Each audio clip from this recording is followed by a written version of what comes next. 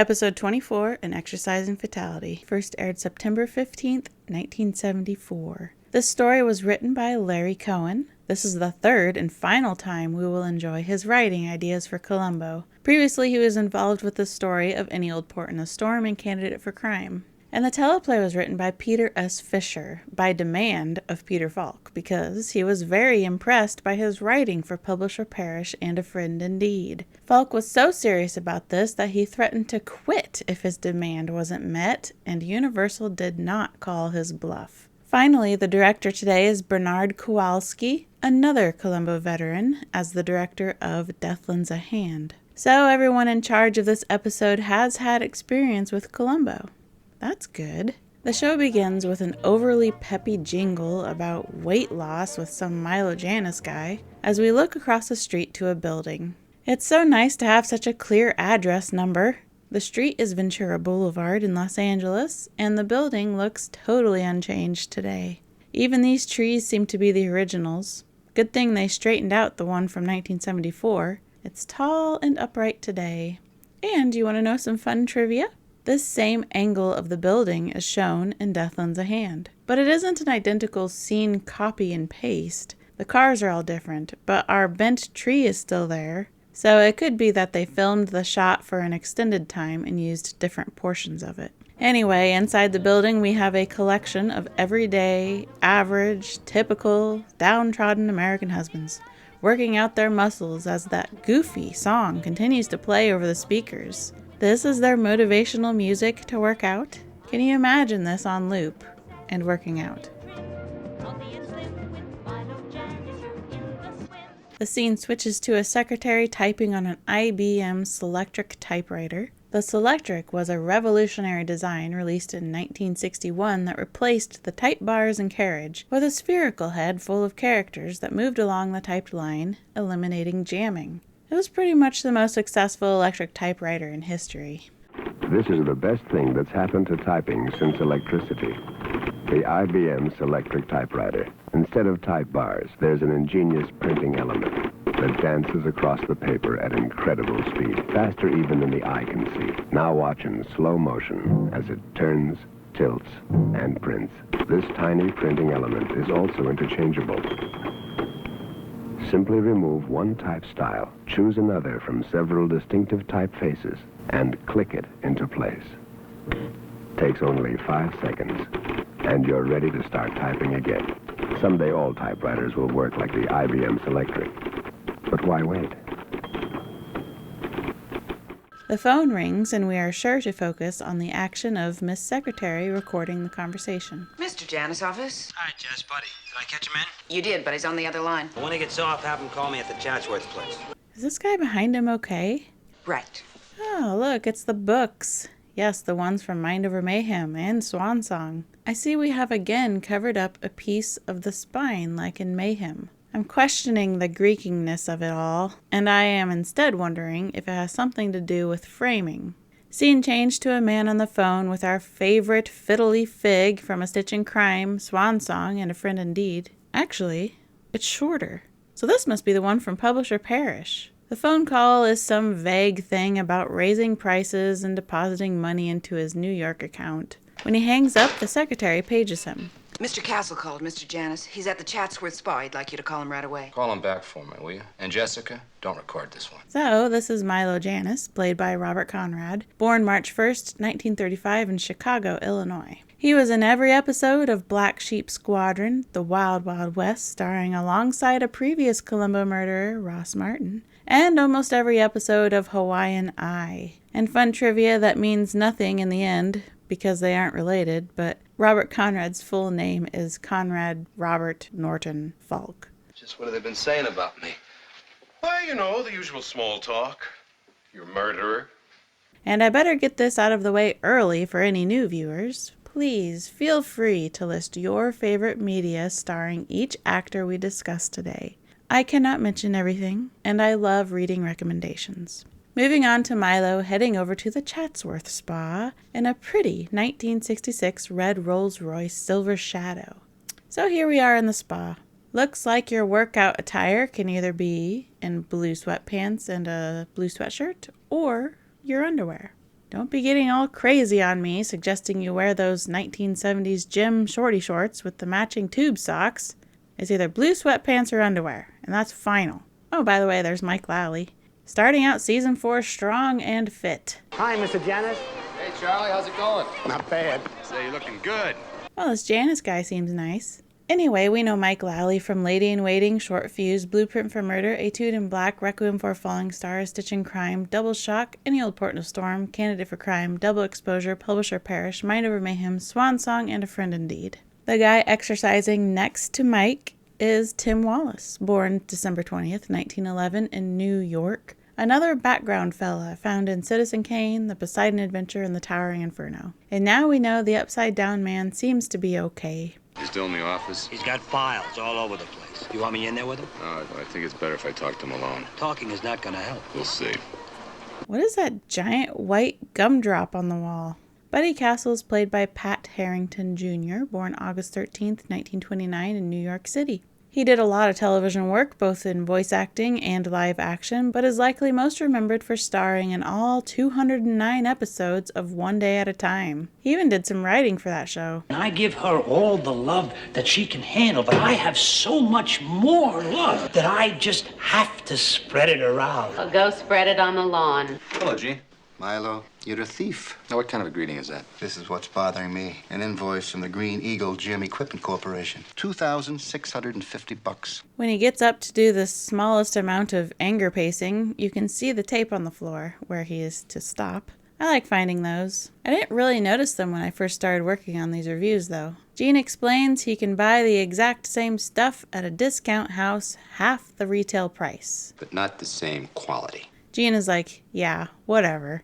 I have to buy it from the Green Stupid Eagle because you own that company. And Century Office Supplies and Lewis Furniture Company. Gene, I told you when you bought this franchise that you were going to have to deal with certain suppliers. Now, I told you that, Gene. All owned by you. Gene Stafford is played by Philip Bruns, born May 2nd, 1931 in Pipestone, Minnesota. He was in 250 episodes of Mary Hartman, Mary Hartman. Another all-points bulletin. Is that what I pay taxes for? So you can make all-points bulletins? That is one of the things. Do you realize that there has been a mass murder? My markup is very small, but I have to maintain quality. Where does the money go, Milo? Every cent that I make is reinvested in the company. When I grow, Gene, you grow. Bull. Gene says Milo may be able to fool all those other suckers, but he's not fooling him. He was corporate controller for 18 years after all. So he knows all about accounting accuracy and all those financial functions. And I can smell flim-flam right down to the paper clips you make me buy. He emphasizes his determination to find out what dirty deeds Milo has been up to with his franchises. He threatens he's going to prove it. Milo nonchalantly says, I don't know what you're talking about, and heads for the door. How about Bolingbroke Travel Corporation, Bristol, England? That's how you're getting the funds out of the country, isn't it, Milo? Milo again says he doesn't know what he's talking about, opens the door, and just in time for a naked man to walk by. Weirdly enough, I can identify him as Hank Robinson, born March 27, 1923, in Covington, Tennessee. Apparently, his two nicknames were Hankenstein and Hank the Tank. He was uncredited for almost everything he did. You'll find him in the background of Gunsmoke, Kojak, and The Rockford Files. He says he's going to round up all the others who run a Milo Janus franchise, and together they will start a class action case against him. And between the SEC and us, I'm going to hook you, Milo. Gene, you're working too hard. That's what's wrong with you. You need some rest. Milo goes out into the hall, and worried Buddy asks what went on in there. Milo says don't worry about it. You won't find anything. And in 8 months, I'm going to be in my villa overlooking the Adriatic with 2 million in Swiss francs to keep me warm.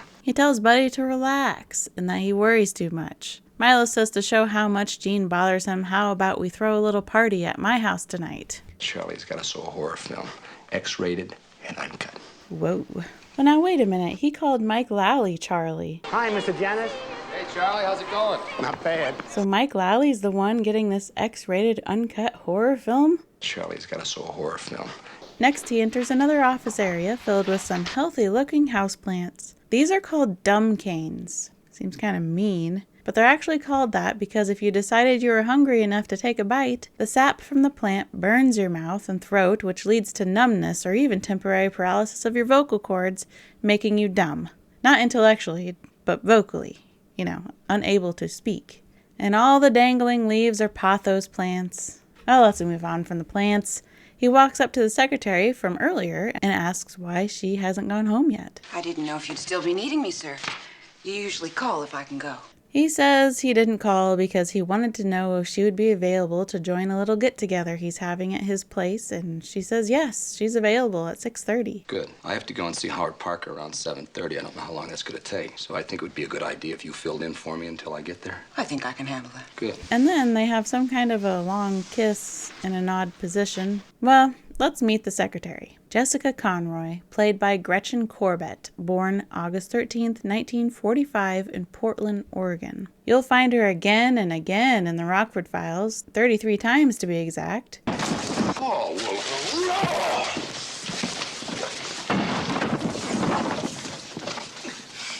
hey, all right. You know who kind of looks like Gretchen? 1980s Anthony Michael Hall.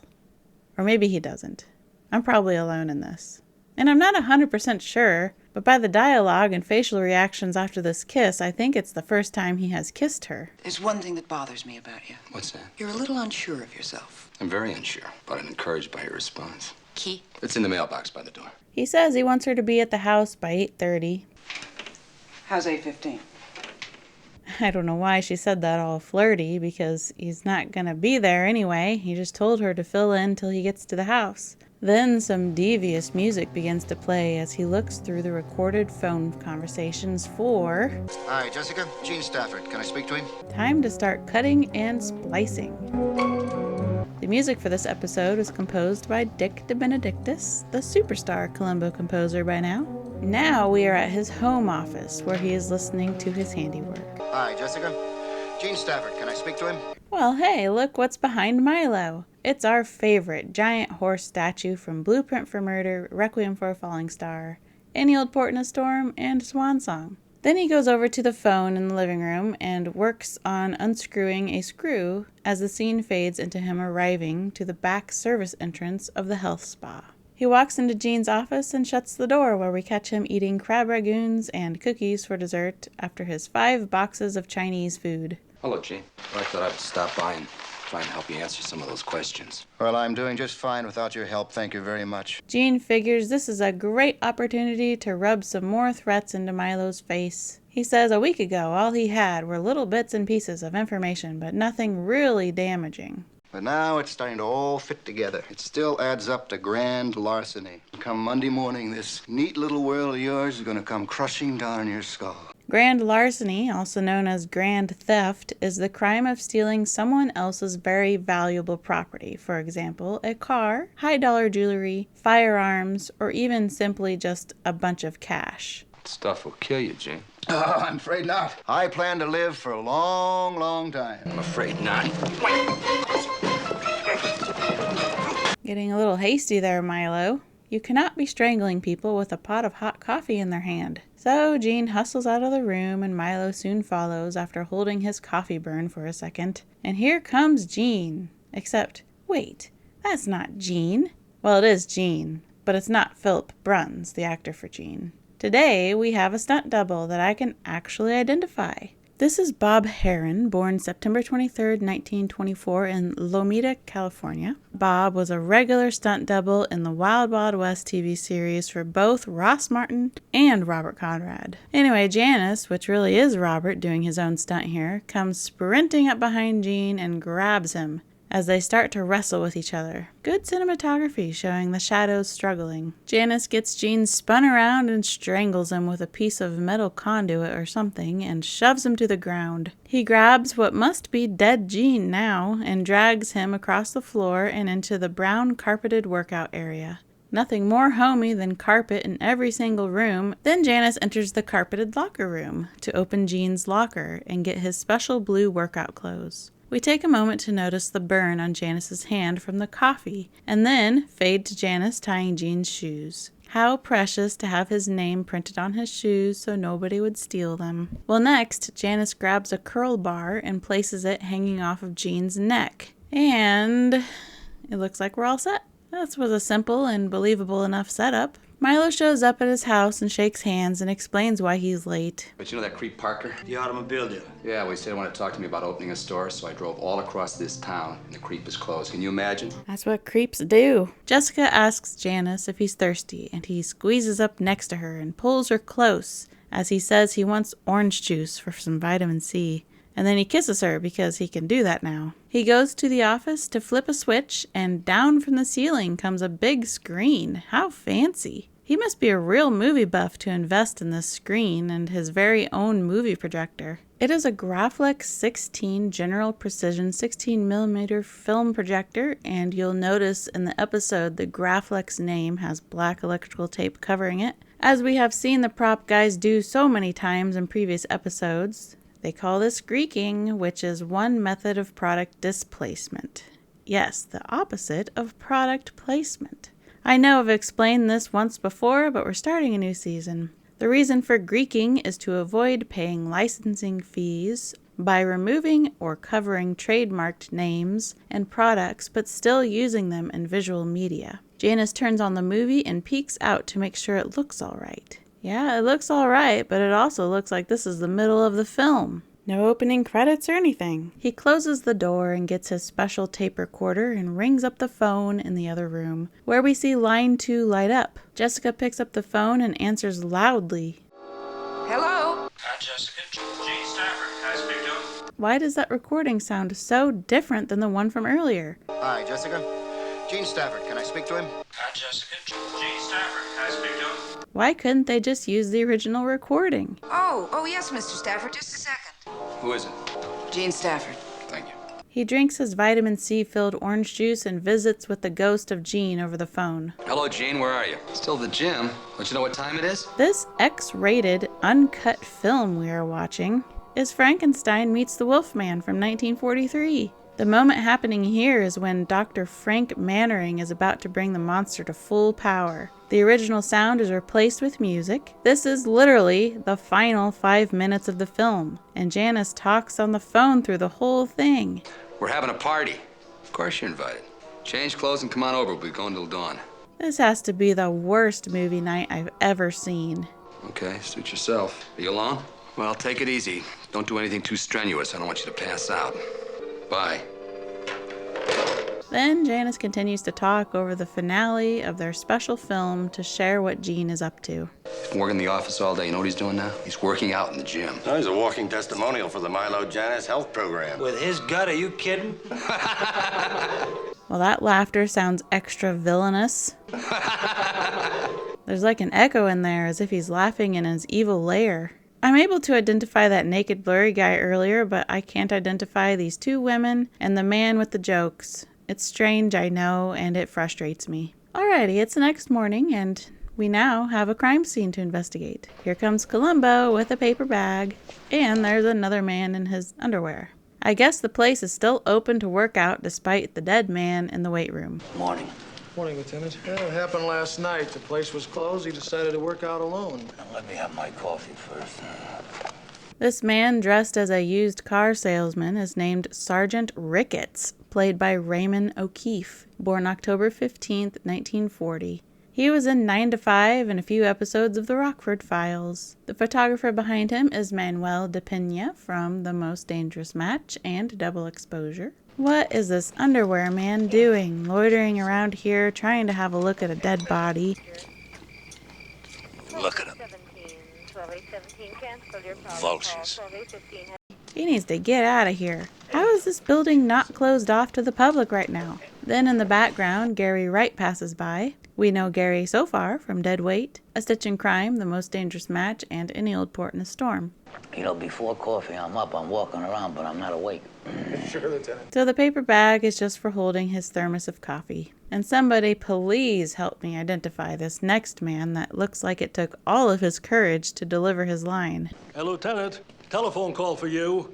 You can take it right through that door. All these people with spoken lines and no records found. At least not yet. All I can guess is they are friends of our stars or of the crew. Telephone. Who else called me this hour?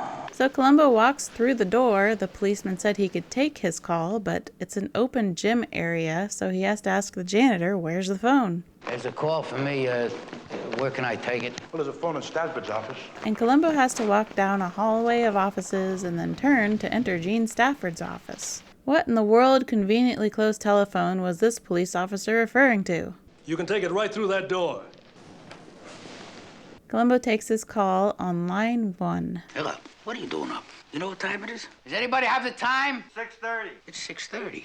I'm not yelling.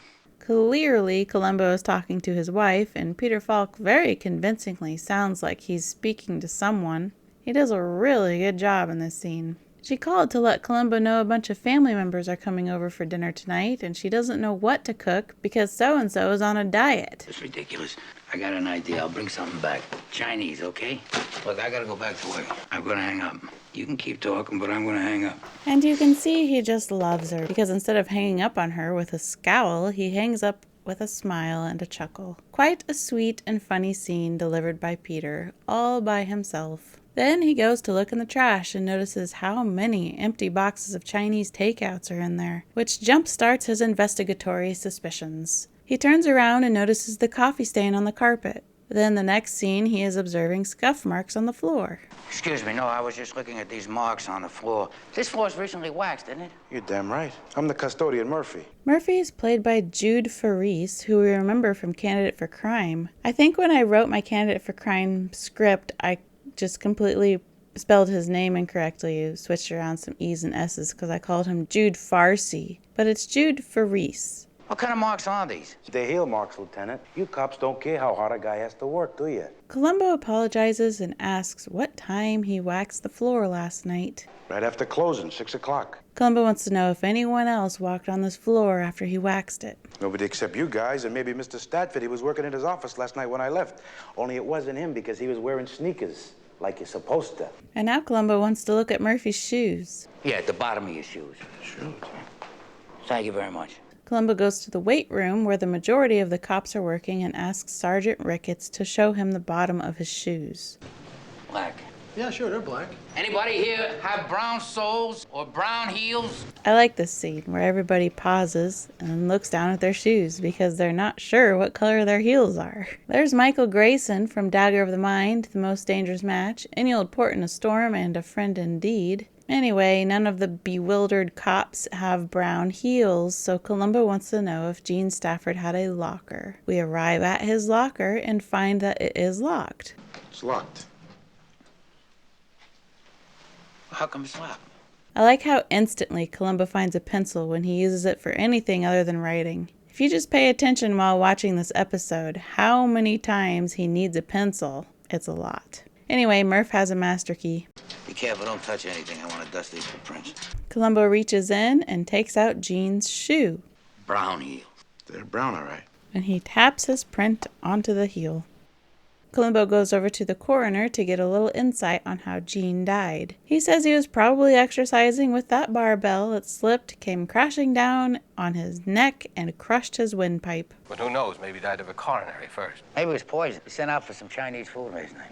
Yes, well, maybe some local Tong had it in for him. Or maybe he just died of overeating. The medical examiner is played by Victor Izay, born December 23, 1923, in Watertown, New York. He was in several episodes of Gunsmoke and The Waltons. Before Columbo leaves, he goes to check exactly how heavy the weights were that killed Gene. They're kind of heavy. Moving on with our day, Columbo arrives at Milo's mansion and rings the doorbell. It's then necessary for us to watch Jessica walk to the door in her bikini for the next 10 seconds. Yes?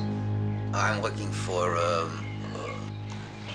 Milo Janus. Well, this is his house. Okay. Are you he? Or are you going to go get him? Or what? No, I was just thinking about something else. Columbo is very funny throughout this whole tiny bikini scene. He takes out his badge and introduces himself, which gets her to stop standing like that and let him in. Jessica explains Milo isn't here right now because he's down at the beach running. Mrs. Janus? I'm Jessica Conroy, Mr. Janus' secretary. Ah, yes. I see. You know, when I was reading reviews and thoughts on this episode by other Columbo fans, a lot of the fellas say they didn't really care for this episode and didn't even remember a whole lot of it, but they really liked this scene for some reason. And you know what this girl could really use? Is a shawl. I still have the one I let Mrs. Hayward borrow earlier. Well, I like this scene too, but I think for different reasons. Can I ask you a personal question? So ask. How old is Mr. Janus? He's 53. Oh, that's fantastic. I would have bet he wasn't 35. And at the time of filming this episode, Robert Conrad was 40. Janus arrives and he and Columbo are introduced. Columbo shares how happy he is to meet him because his television show saved his marriage. Oh?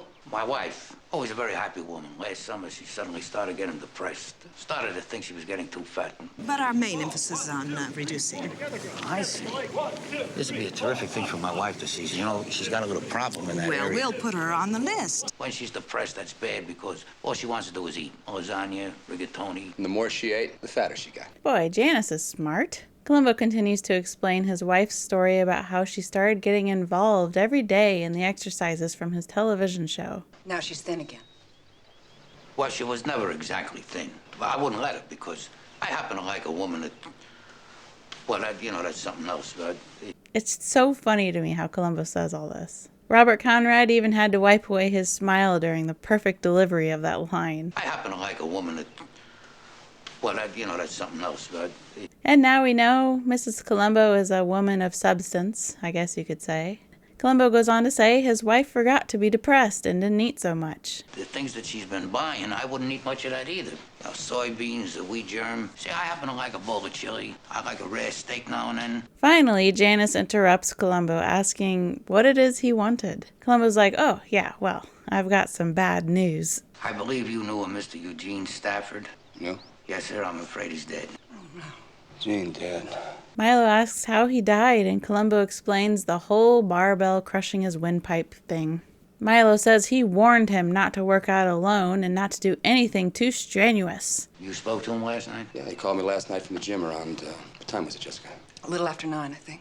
I better write this down. Columbo spends a good 30 seconds to find his notepad and pencil. I asked him to come over to the party, but he said he'd already changed into his gym clothing, so to work out for about a half hour and then go home. Sitting around for years getting fat and flabby, and then he suddenly realized how he's abused his body. Tries to correct it just like that. Milo tells Jessica to go change clothes because they need to be at the office at 10 o'clock. Columbo says he won't take up any more of Milo's time, and he shakes his hand. Boy, that must hurt like the devil. That burn mark.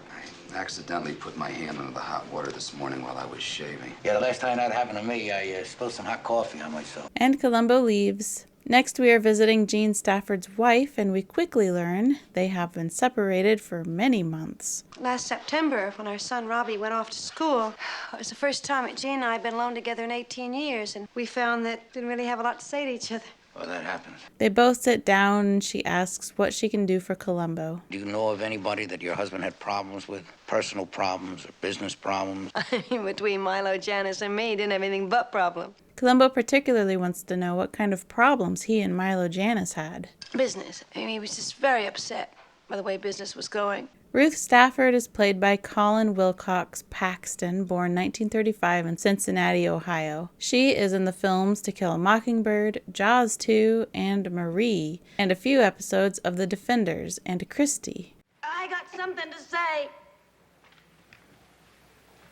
And then I ain't gonna say no more. She wonders why Columbo's asking her questions about people Gene has had trouble with. Gene's death was accidental, wasn't it? Well, it certainly appears that way, yes, ma'am. But you don't think so, huh? Oh, I don't think anything at this point. Is too early. Columbo thanks her and is about to leave. Oh, there is one other thing. How did your husband get involved with Mr. Janus? She explains they met at a party given by a mutual friend named Buddy Castle just a few months ago. Then Columbo asks if she knows the name Lacey. Yes, I noticed several entries in your husband's calendar. Speak to Lacey, call Lacey. When Gene was working for Tricon Industries, there was a man named Louis Lacey. Columbo writes that down and heads out. Then the scene changes to Columbo singing This Old Man, while walking on the beach toward the ocean where Milo Janus is swimming around in the waves. This is the first time he sang it. Before, he whistled it in Any Old Port in a Storm.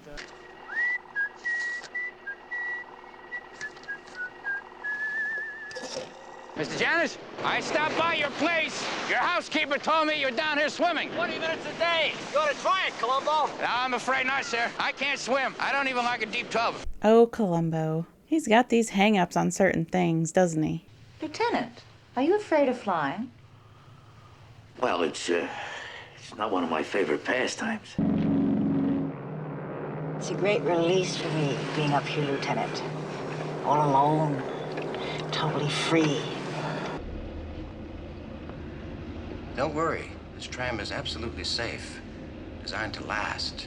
Oh, no, thank you very much. You fellas, you have to fly. Sure. We're all pilots. I appreciate it, sir, but my ears pop in an elevator. As a matter of fact, I don't even like being this tall. General, if you don't mind, I'd like to go back now. I feel uncomfortable. In what way? In hospitals around illness, I feel kind of queasy. Well, that's not uncommon, Lieutenant. I know, I faint. And Milo's so odd here, dropping to the sand and doing push-ups. He can't possibly put his little exercises on hold for a moment while speaking to a homicide detective. Columbo tries to carry on the conversation as if Milo wasn't on the ground doing push-ups. He squats down to his level to tell him about the autopsy report. Basically, that the report confirms the original scenario that Mr. Stafford died of suffocation when his windpipe got crushed. But there was one other thing that they found that bothered him. Mr. Stafford sent out for a large meal around 7:30, Chinese. Milo finishes his push-ups and starts walking down the shore. Columbo catches up next to him and pulls out one of the health and fitness books Milo published. It says in here somewhere that strenuous exercise after you eat is very bad. That's right, Lieutenant. And Milo continues to walk so close to Columbo that he's drying the ocean water off of himself onto Columbo's raincoat. Don't you think that's strange, sir? That Mr. Stafford would eat a huge meal and a half hour or so later work out with a huge barbell? That's how he was. He wanted to do everything right now. He says he's got an appointment in an hour and asks Columbo to finish up his questions while he continues his workout, not knowing that jogging was next. Yes, sir, certainly. Good. The music playing here sounds a lot like Stout-Hearted Men by Sigmund Romberg. Start me with 10 who are stout-hearted men, and I'll soon give you 10,000 more, shoulder to shoulder. We are running on the beach of Paradise Cove in Malibu, California. Unfortunately, I am limited to the angles and locations that Google allows me to see, but this little mountain or rock formation looks like it lines up quite nicely with the episode. And if we turn around and look behind us, back there is the pier. And here comes Milo bouncing up his stairs to his pool, with Columbo pretty close behind, but with a lot less pep. And here's Milo punching the air, odd as you can get it. No cigars you smoke, they're gonna kill you. So we do have an address for this house located on Strathmore Drive in Los Angeles, California. Here is the little pathway that Columbo and Milo jogged up, and, of course, there's the pool. Huge, fancy house as usual. I just want to catch my breath. You go ahead. I can split my concentration. And he's still over there bouncing around and pretending to box, so of course I had to look this up. It's called shadow boxing and is a real training exercise for practicing footwork and punching techniques. But it always felt so comical in this episode. Columbo sits down to collect himself after all that jogging on the beach, and Milo is over there punching the speed bag. Robert Conrad is pretty good at it. Those things take a little practice to do well. And it turns out it's no surprise he can handle the speed bag so well because he has a background in both amateur and professional boxing, with really good records, being undefeated during his short professional career. Well, Columbo takes off his shoe and says he wants to ask Milo about Buddy Castle. You must have known him a long time. Yeah, Buddy and I go way back. He's quite a character, isn't he? How's that, Lieutenant? Well, what I mean, sir, is, I understand he's got quite a reputation. There is just a small amount of background information on this moment, with the sand in the shoe. The original script was written that Columbo was to empty the sand from his shoe into his raincoat pocket, which I can sure see him doing that too. But Peter Falk made the decision to discreetly shake the sand out of his shoe into the flower bed. Columbo clarifies that what he means by reputation is that Buddy has a record. Criminal record. You know about that? Yeah. A fraud conviction 11 years ago. Buddy is no thief. He's a victim of circumstances. I love the shoelace breaking during this, and that he just ties the two pieces together and tries to lace his shoe back up. I don't care what people think. Buddy is as honest as I am. Yes, sir. You want a shoelace or something? Oh, no, sir. I think this will, I'll get this, thank you. Then Milo comes right out and asks Columbo why is he even here, asking him such questions. Gene Stafford's death was just an unfortunate accident and nothing more. Then he walks away from the conversation and into the house. I always thought this angle was kind of strange. Like the cameraman is sitting on the floor. And Columbo walks in and says it's the scuff marks that are bothering him. On a newly waxed gym floor, scuff marks. Yeah? Brown ones. Mr. Stafford's shoes had brown soles and brown heels. The pendant on Milo's necklace is called an ankh. It is an ancient Egyptian hieroglyphic symbol that represents the word for life. Columbo explains the only way those particular kind of marks could be made are from stopping short or turning abruptly. If he was chasing somebody or somebody was chasing him, scuffle, struggle, you get my point. No, I don't, Lieutenant. You had breakfast yet? Columbo is all polite, saying, "Oh, no, I don't want to put you out." But Milo says, "Oh, it's no trouble." That's very hospitable of him, isn't it? He tells Columbo to put out his hand and gives him some little red vitamins, I guess, as well as a drink of some sort. I just take these and... Yeah, that's breakfast. Are you having any? Sure. The same thing? Same as you. Sir, there's something wrong with this orange juice. It's carrot juice, Lieutenant. This was a very trusting moment of Columbo to take these pills from Milo. Well, Columbo goes over the possible theory that someone chased Gene on the newly waxed floor because the lab confirmed that the marks on the floor were definitely from his brown shoes, and whoever chased him attacked him, which is probably when the windpipe was likely crushed. And then he recalls that they found him in his gym clothes and sneakers, so maybe somebody dressed him. Lieutenant, you have my statement, and I've already told you. When I talked to Gene, he'd already changed into his gym clothing. Right, you did say that. And Columbo's like, well, that takes care of that, and says goodbye. Lieutenant, your pills? Yeah, I'll save these for lunch. Thank you very much. Remember, fresh air, exercise, and diet. I remember. Hello? Oh, hi, buddy. Columbo thinks to himself, well, that's funny. Milo finishes his conversation and hangs up. I said you gotta light out. When a call comes in, isn't the button supposed to light up? Oh, I hadn't noticed. I'll call someone, have them fix it. New scene, Columbo arrives on an elevator. Excuse me, no smoking.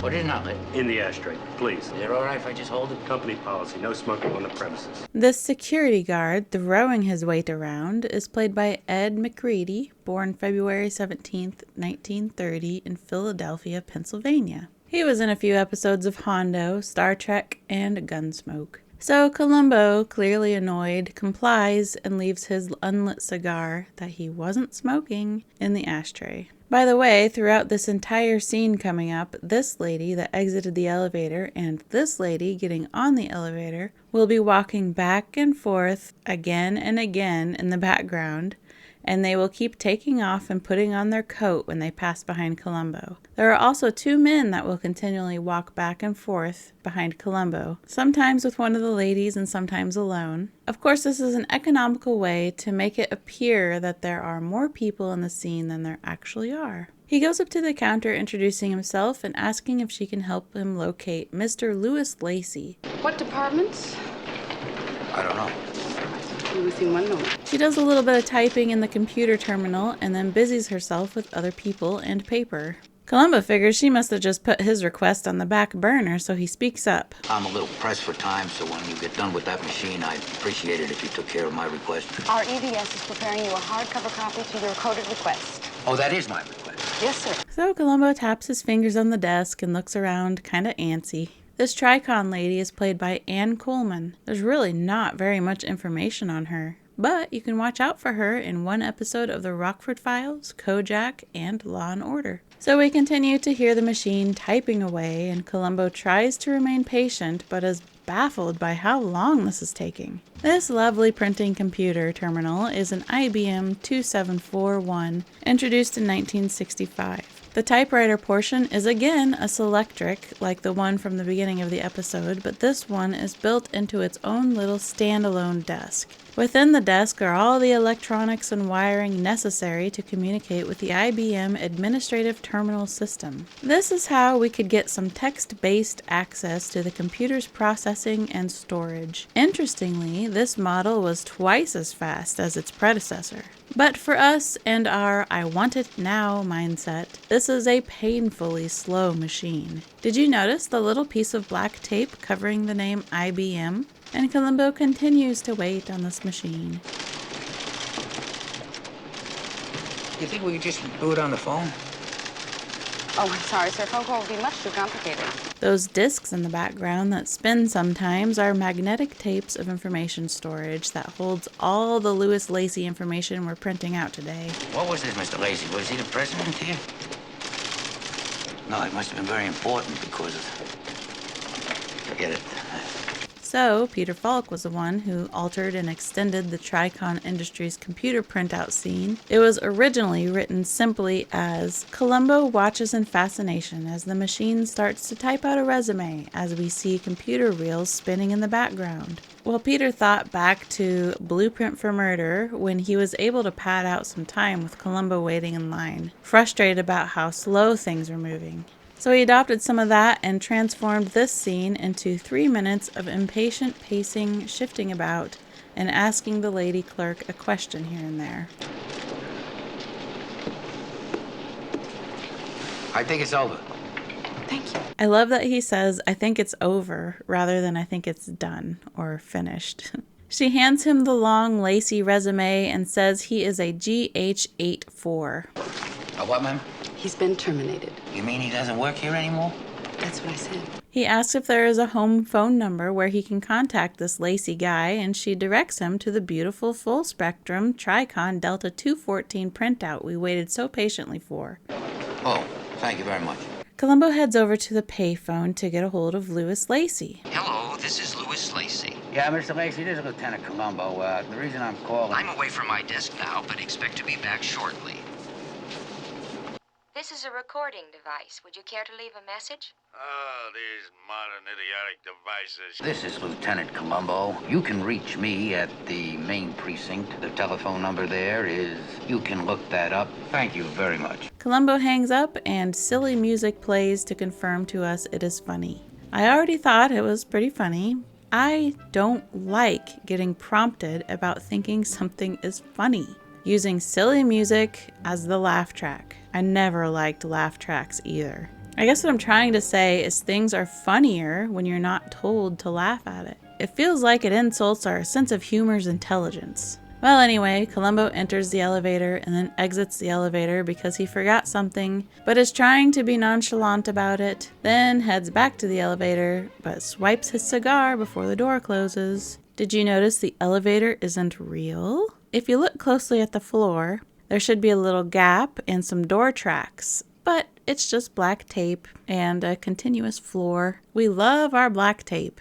And these are fake doors, of course. The next scene begins with Mrs. Stafford playing piano as her doorbell buzzes. We have a nice mark on the floor with our favorite black tape showing the actress where to stand. Louis Lacey, Mrs. Stafford. I'm not sure you remember me. We met at a Tricon party some years back. Sure I do. Sure. Come on in. Oh, it's the famous Louis Lacey, played by Darrell Zwerling, born September 9th, 1928 in Pittsburgh, Pennsylvania. He was in Chinatown, High Anxiety, and Grease. Louis Lacey is here because he's not sure what to do at this point. Gene Stafford hired him to do some corporate law research. I've been doing some checking on a Mr. Janus. Milo Janus. Oh, you have some? No. How long has this sandwich been sitting on the table? The scene starts with her playing piano. Maybe she prefers to let her sandwiches air out first. But to offer the stale sandwich to her guest is very strange. Gene hired you to find out if Milo's a thief, right? Yes, that was his intention, I believe. Is he? I don't know. Mr. Janus is a very shrewd businessman, but everything I've found seems totally proper. He says Mr. Stafford had some companies for him to look into where Janus had been funneling money without notifying the IRS. But Gene died before he got those names, and now he doesn't know what to do since he can't continue his investigation without the information. So he gives the work he has done so far to Mrs. Stafford to look over if she wants. Thank you. I'll look at him. Thank you. Louis leaves, and the scene ends with her opening the folder. Columbo pulls up to, I guess, must still be the Chatsworth Spa, and out comes Buddy in his jammies and a jacket. Trying to talk to you for a couple of days. Lieutenant Columbo. I'm investigating the death of Mr. Stafford. Well, I can't tell you anything. I wasn't there. Nobody said you were. I went on a plaid versus tartan journey while trying to identify Buddy's pants. Yes. They are tartan, I think, which is a Scottish pattern that has a lot of different clan history behind the variety of patterns, unlike our American plaid, which was based on the tartan designs brought over by our Scottish immigrants. Plaid for us is generally a symbol of the American frontier revolving around hard work and practicality. Even though plenty of very hard-working people in America still wear plaid, it's also a pattern that the least working people wear too. I guess that's why when I saw Buddy walk out, my mind went straight to pajama pants, because plaid pajamas are everywhere around here. Plaid is just for everyone. So I wonder if Buddy is Scottish. That's the only way these tartan pants could be acceptable with the rest of his outfit. Actually, during the 70s, these wide-legged, high-waisted, cuffed tartan pants were totally in fashion. One source that boosted this tartan fashion was the Scottish pop rock band Bay City Rollers, known as the Tartan Teen Sensations from Edinburgh. Their biggest hit in America was Saturday Night in 1975, which is, yes, 1 year after this episode. I also love the red stitching on his sports coat, trying to convince me that it matches the rest of his outfit. Columbo takes out a little 3-inch pencil with the lead broken off. You have a pencil? No, I don't. Well, he can't take notes for this moment. But Columbo asks where Buddy was between 7 and the time he arrived at Milo's house the night Jean died. 7, I was home getting dressed. Which we know has to take some time. I picked up Miss Frida Burke, and we went directly from her place to Milo's. Buddy reminds Columbo that Jean's death was an accident. You make it seem as if he were murdered. I didn't say that. Well, it's either that or you like to waste people's time by asking a lot of foolish questions. Some people really have no respect for others. Columbo tries to ask Buddy about the spa franchise. If you want to know something about the business, you talk to Milo. He handles everything himself. Fingerprints. Buddy has a brand new 1974 Chevrolet Corvette Stingray. Columbo arrives to Milo Janus's office apparently in complete stealth because Jessica does not look up to greet him. Excuse me. Yes? After her lifeless acknowledgement of another human, Yes? Jessica realizes she recognizes Columbo. Oh, Lieutenant. Columbo. Then the phone rings and Columbo gets to witness Jessica pull out the drawer and record the phone call. He is so intrigued. He's always been interested in technology. You know, that's very interesting. What do? You record all calls on that? Mr. Janus seems to think it's a good precaution. Can't be too careful. Very smart. Then the phone rings again, and of all people, it's Mrs. Stafford. While she's on the phone, Columbo takes a closer look at the tape recorder until they hang up. Boy, this is fascinating. You don't suppose I could hear how this works? Ruth Stafford, I want to speak to Mr. Janus. He's at our Chatsworth spa.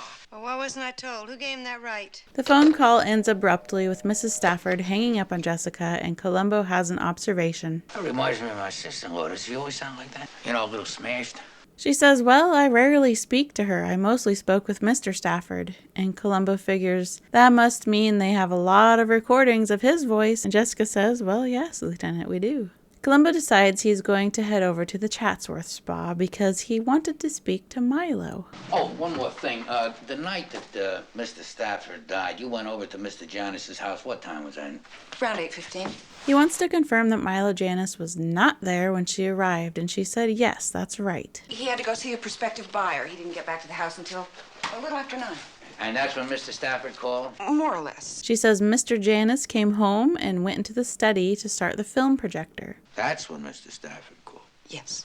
May I borrow a pencil? Sure. Columbo tries to confirm with Jessica that it really was Mr. Stafford on the other line, and she says, yes, I recognized his voice. What was his attitude? How did he sound? Businesslike, as usual. Then I take it it's not unusual for you to be in Mr. Janus's house in the evening. As a matter of fact, that was the first time I was ever there. Columbo wonders why he wasn't surprised to hear Jessica answer Mr. Janus's phone. And you can see all over Jessica's face that she's now wondering the same thing. That's really odd. May I keep this?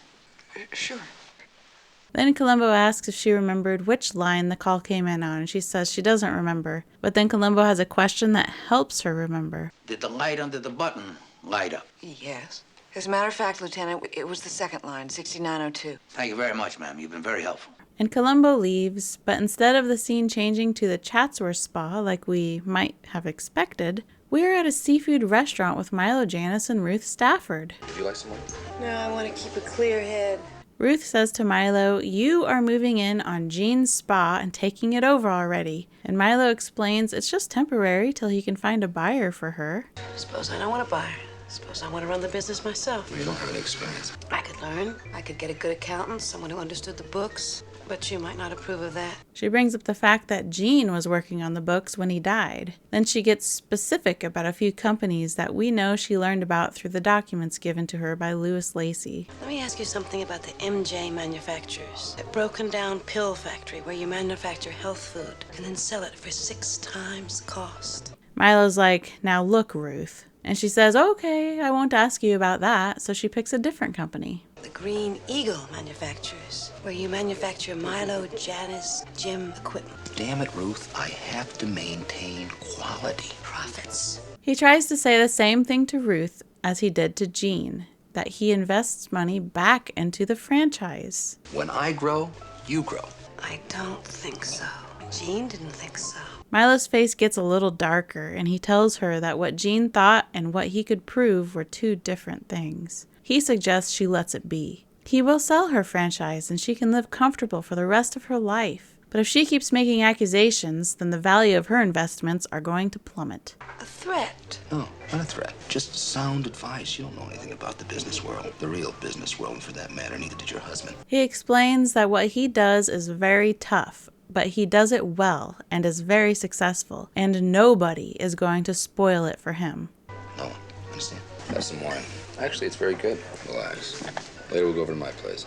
Ruth is disgusted by Milo and gets up. Well, now that was well deserved. The man behind Milo that was offended by also getting hit with some wine is played by, I'm pretty sure, Jeffrey Sayer from Murder by the Book, Lady in Waiting, and The Most Dangerous Match. And then the waitress comes over and stares at Milo for a good 10 seconds. I never understood why the director had her do that. Can I do something for you? Back at the Chatsworth Spa, we have our same group of everyday, average, typical, downtrodden American husbands working out their muscles as that goofy Milo Janus song continues to play over the speakers. And comparing this scene to the opening scene, it's the exact same moment. You'll see Janus show up right before the scene cuts, and then the scene continues now 70 minutes into the episode. Buddy walks past George Holmes from Death Lends a Hand, A Stitch in Crime, The Most Dangerous Match, Any Old Port in a Storm, Candidate for Crime and Double Exposure. And right next to George is Clark Ross from Blueprint for Murder, Dagger of the Mind, and Double Exposure. Look at this poor fella. Buddy says they have a small problem. It's a little problem. You handle it. I don't think I can. Not this one. We look over and see Columbo running on some kind of a mechanical treadmill with a belt tied to his waist. Milo walks over to him, and Columbo greets him full of inspiration about getting healthy. I'm starting to feel like an old man already. I'm skipping beer, giving up the cigars, no more chili. That's fine, Columbo. You'd have to excuse me. I've got some paperwork I have to take care of. I understand. And Milo walks into the ping pong room to do paperwork. Even though I could try to end my ping pong paperwork joke there, it's actually the correct door to lead to his office if we remember back to the beginning of the episode. When Columbo needs to answer the phone call from his wife, he had to walk across the building to get to it. Well, he did walk past ping pong tables to get there. And here we are in Gene Stafford's old office with Milo leafing through papers as Columbo walks in without knocking. He has a question about the barbell that supposedly killed Gene. It weighs 180 pounds. It's a heavy thing to lift. I understand that Mr. Stafford never lifted anything heavier than 150 pounds. That's right. When he tried to lift 180 pounds, killed him. Yeah, I certainly did. Milo is feeling very impatient today and tells Columbo he is extremely busy and wants to be left to his work. I like Columbo's response. I'm pressed myself, so I'll make it fast. Columbo figures there aren't a lot of guys around the gym that can press 180 pounds outside of Milo himself, of course, as he takes a seat on the couch to display how pressed he is for time. Well, I understand that you once pressed 250 pounds.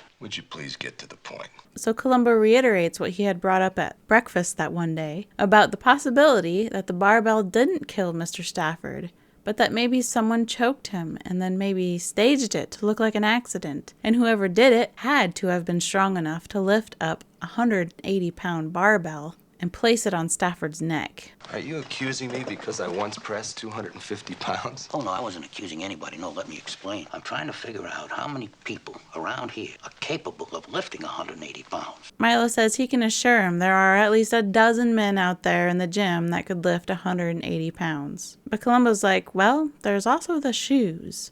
Shoes? You see, the shoes weren't untied, and it seems funny to me that a man would take off his shoes without untying the laces. I think it's a fairly common practice to kick off your shoes without untying them, isn't it? Although these were dress shoes, and they do look like they were tied very tightly. So how did Milo even get them off his feet in the first place? You know what bothers me, Lieutenant? Your constant insinuation that I know more about Gene Stafford's death than I've already told you. Is that the impression that I give? Oh, Columbo. He says he has one more thing he has to ask, and that is, where was Milo between 6 and 9 that night? And Milo has had it, standing up, asking, what difference does it make? Oh, it probably doesn't make any difference, but I'm going to tell you what my problem is. I got a new boss. He's a nice man, but he's a little young for the job. So he's a stickler for details, and I have to be very thorough. It sounds like we're getting a little insight on Deputy Commissioner Mark Halpern's replacement. Milo finally answers the question and says he was in his downtown office until 7 and then drove to Parker Motors in Pasadena. Mr. Parker, the owner, was interested in talking to me about a Milo Janus franchise, so I thought I'd drive out there and discuss it. When I got there, the place was closed, so I turned around and drove home. Columbo thanks Milo and turns around to head for the door, getting a little cramp in his thigh along the way. Milo leaves his office in a bad mood, and Columbo appears behind him. Oh, Mr. Janus, just one more thing, please. He says Mrs. Stafford came to visit police headquarters this morning and spoke to some of the fellows in the other division. What other division? Bunco. Bunco? Yes. I only knew of Bunco the dice game, but when discussing Bunco in the police division, it is referring to the fraud squad, the division that investigates white-collar crimes like fraud, scams, swindling, and scheming people out of their money and valuables. Some of the biggest lowlifes out there. Columbo says Mrs. Stafford made a lot of wild accusations. About you, about your operation. I spoke to Mr. Lacey. He's somewhat of an expert on business. He said technically you're within the law. Columbo does, however, confirm that he can understand how Mr. and Mrs. Stafford may have been upset over some of the things that have been going on around here. That's enough, Columbo. I'm tired of your accusations and your innuendos. If you have anything to say to me, you say it through my attorney. Is that clear? Yes, sir. And be damn sure you know what you're talking about. Then the scene suddenly changes to Columbo at a hospital. Excuse me, Lieutenant Columbo. I understood they brought a Mrs. Stafford in. Oh, yes. She's in ICU. Dr. Freeman's with her now. It's down the hall to your left. The nurse is played by Kathleen O'Malley from Death Lends a Hand, and this man is Norman Stevens from Any Old Port in a Storm and Swan Song. Columbo walks into the ICU to find a doctor reading Ruth's charts. How is she? She'll live, but it was close. The doctor is played by Mel Stevens, born November 26, 1909, who did not do much acting. He was a judge in Murph the Surf, also known as Live a Little, Steal a Lot, starring Robert Conrad. The doctor says what put Mrs. Stafford on the brink of death was a combination of booze and pills. Ruth is awake, and Columbo tells her she's gonna be all right. I knew he was cheating, Gene. Told him I knew. He just laughed at me. Guess I had too much to drink. And then I couldn't sleep. His face just kept going round and around, laughing and laughing. The laughing must have happened some other day or in her imagination, because he never laughed at her at the restaurant when she confronted him. All his laughter was at his little X-rated film get-together.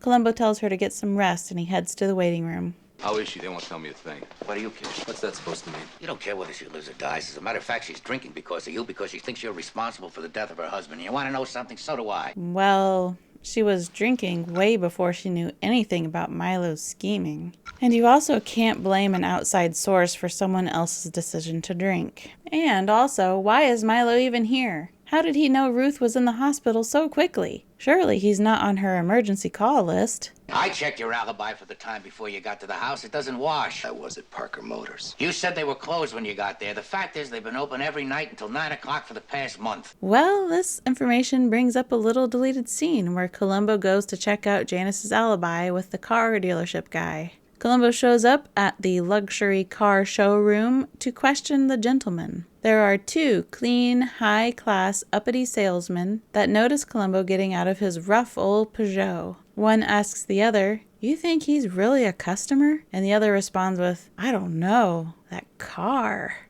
The reason this scene was removed is because in the very next scene, which is this hospital scene, Columbo briefly describes what he learned while he was there anyway. And in the credits of this episode, there is a Dennis Robertson as Jerry and Eric Mason as Fred. These two were from the deleted Fancy Pants car dealership scene.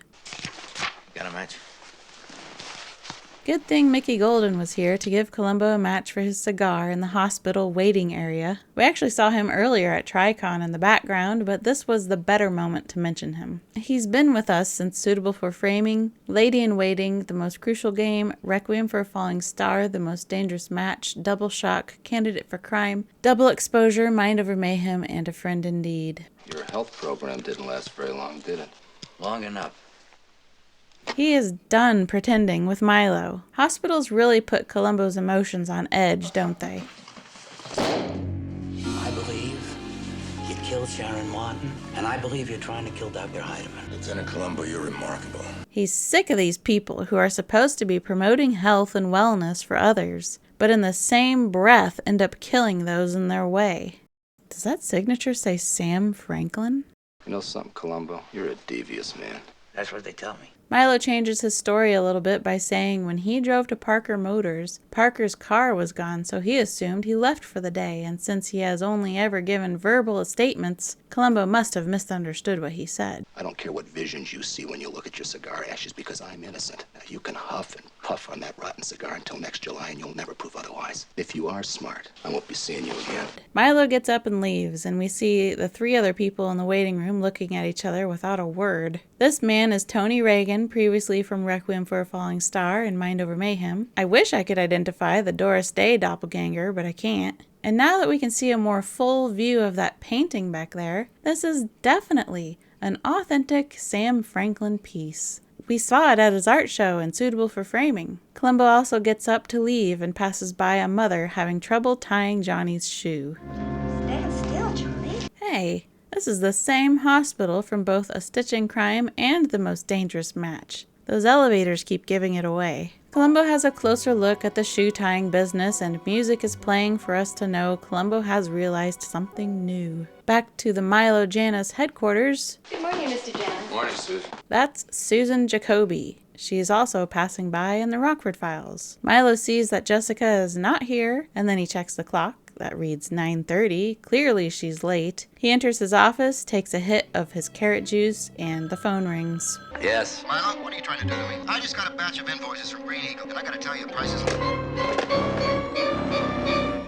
Columbo, what the hell are you doing? He says, "Oh, this was just a little phone demonstration to show how a man who is dead can appear to be alive. No big deal." And Milo says, "Your little joke was not funny."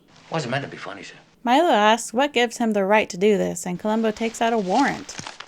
This is a warrant. This gives me the right. We don't see that very often, do we? Columbo reveals he found the spot on the tape that he clipped out on the night of the murder that was used to convince his secretary that Mr. Stafford was alive. Came from this reel. There's a spice mark. You see it? Milo says anybody could have spliced that tape. But it wasn't anyone. You carried on a lengthy conversation on the phone with him, didn't you? I'll tell you how you did it if you're interested. Go ahead, it's your fairy tale. So Columbo narrates the scenario just as it had happened. When you came home, sir, after you murdered Mr. Stafford, you went into your study and you pushed down line 6901. Then you dialed 6902, knowing that your secretary in the living room would answer the phone. She picks up the phone. Naturally, she recognizes Mr. Stafford's voice. Now you come out of the study, you take the phone, and you stage this imaginary conversation, even to the point of planting the idea that he was working out with exercise equipment. And you did something else, and this was smart, and I give you credit for this. You removed the bulb on the phone in the living room so that the line wouldn't light up. Because if 6901 lit up, the people there would know that you were talking from the phone in the study. Milo says this is a bunch of ridiculous guesswork, and what you need is proof. Columbo, with all confidence, says he's got the proof. Right here.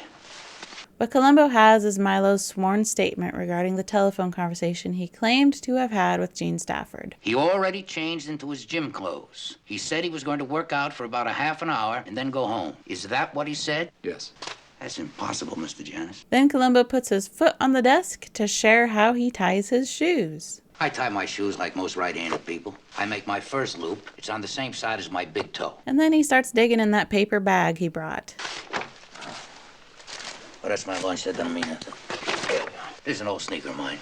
I've always been curious what his lunch was. Anyway, Columbo is going to take several minutes to demonstrate to us how tying your own shoe versus tying someone else's shoes results in the first loop being on the opposite side of the foot. It's kind of a tedious and long scene, and it is also difficult for the writers to get their point across to us visually because, really, the tied shoe looks the same no matter what way you're facing. He shows Milo a photograph of Gene Stafford's shoes that are still on his feet before they packed him up and wheeled him out.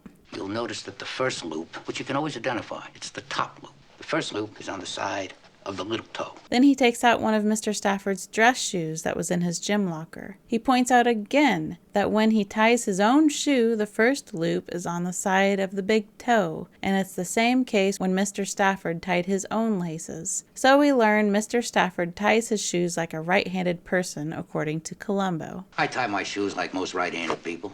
Even though Mr. Stafford was actually left-handed when we saw him with a pencil earlier. Then Columbo again explains if he ties someone else's shoe, the first loop is on the side of the little toe, which matches with Stafford's sneakers in the picture. There's only one conclusion. Mr. Stafford did not put on his own sneakers. Somebody else did, and that somebody was you. The fact remains you can't prove that I did it. It could have been anybody. Columbo's like, no, it couldn't. It could only be you because you unknowingly admitted it in your sworn statement.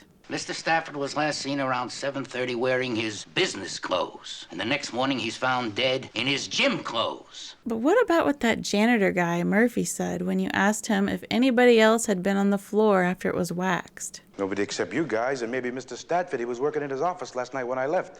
Only it wasn't him because he was wearing sneakers. He was wearing sneakers in his office? Aren't we making it so clear that he was still in his business clothes after everyone left? Doesn't this line mess up the whole gotcha? How did you know he was in his gym clothes if you didn't change the clothes? You try to contrive a perfect alibi, sir, and it's your perfect alibi that's gonna hang you. The end. I always feel kind of underwhelmed by this gotcha. It's probably a better gotcha than the one from the Most Crucial Game with the clock chiming, but... Are you in it yet? Will 20 more laps satisfy you? I told you I'd be ready, didn't I? Now get off my back, Hamlin. Pick me up at 5. But I always liked that one.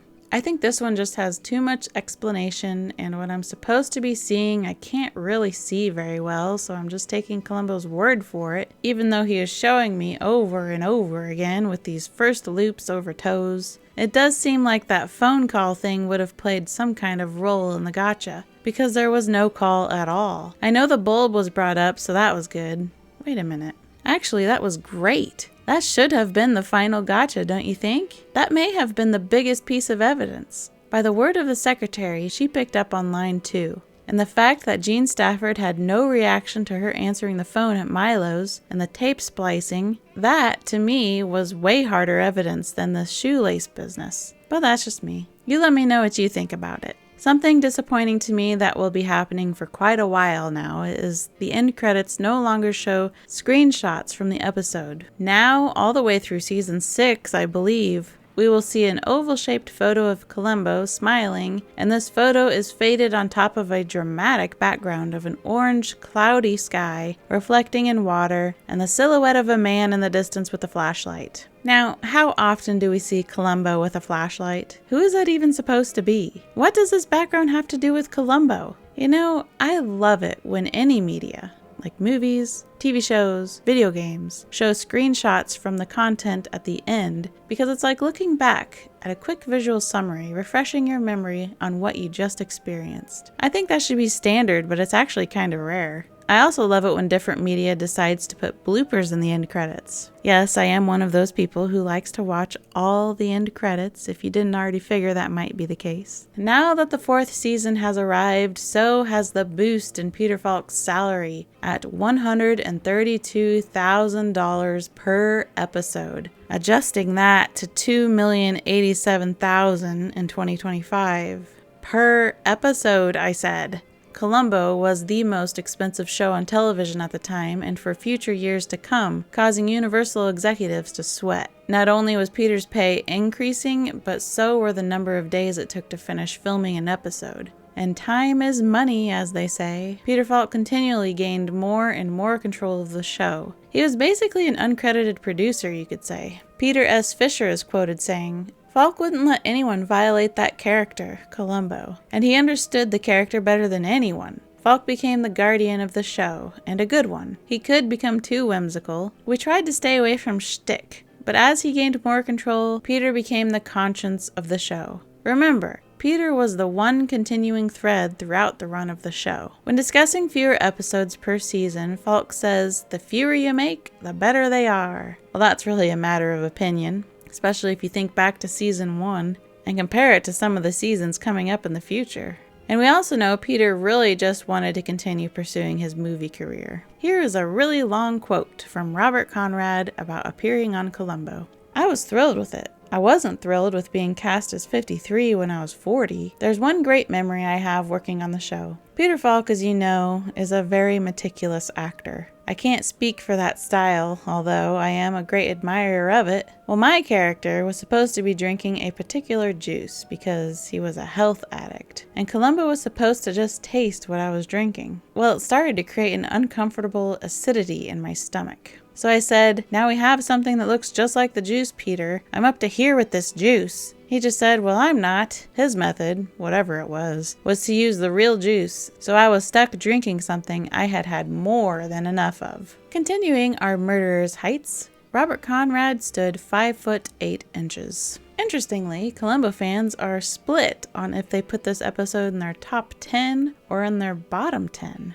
I haven't read a whole lot of people placing it mid-tier. I, however, know exactly where I rate it. I give An Exercise in Fatality 5 Columbo cigars out of 5. As a reminder, since we are in a new season, the way I personally rate these episodes is strictly based on how entertained I was while watching. And I love hearing what you would also rate each episode. Did you know there was a murder case in Paris, France from 1995 that mimicked the murder in this episode? A man was found with a 110-pound barbell crushing his windpipe at his home on his personal weight bench. The wife comes home to find him dead and calls emergency services. It was initially concluded as an accidental death, but an autopsy was performed and rohypnol was found in his blood. This is a very strong sedative that is legal in many countries, like France, I guess. But it's illegal in the US because it is too powerful and has been used in some awful situations. Anyway, the missus of the dead man and her lover are responsible for the death of Mr. Jean Bernard Wiktorska. Apparently, the boyfriend watched this episode of Columbo a few weeks earlier when it was rerun on television. How about let's not mimic murders from Columbo? Instead, we could focus on working out our problems in other non-lethal ways. And finally, let's end the review with alternate titles from other countries. First, I'll say I like the original title, playing on the "an exercise in futility" phrase, which was foreshadowed by Patrick O'Neill in Blueprint for Murder. Sure glad he saved these. A lot of guys usually do. I still think this is an exercise in futility. We don't even know if it's his hat. Finland called this episode Exercise, but not too much. France called it Fatal Exercise. Italy, From 6 to 9. That's a weird one. Although we know, after watching the episode, that it was between 6 and 9 that Milo murdered Jean. It just isn't a very gripping title choice, I guess. West Germany, Money, Power, and Muscles. And Japan, The Cord of Self-Bondage. And I just use Google to translate these, so if the translation is off, feel free to clear it up in the comments. Coming up next is Negative Reaction.